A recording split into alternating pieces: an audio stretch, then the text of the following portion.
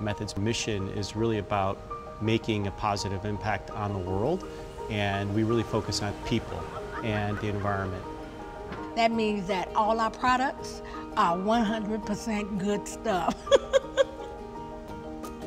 When we built the factory here on the south side, we really wanted to maximize our impact on the local community. So we specifically targeted hiring local people, and we said, you don't need to have experience in manufacturing. We'll teach you how to make soap.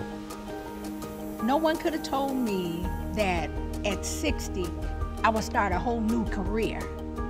And I love getting up, coming to work. The team that we have here is very passionate. People care about the products that we're making. The first time I saw Method products at Jewel's, ooh, I just wanted to clap my hands. Oh, it looks so good.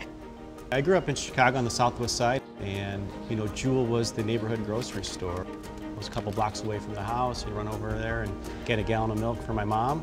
And it's just this really iconic store here in Chicago. What inspires me is my grandchildren, trying to make a better world for them. I want them to grow up knowing that if you keep the faith, you can accomplish anything. Here at Method, that's how we fight dirty.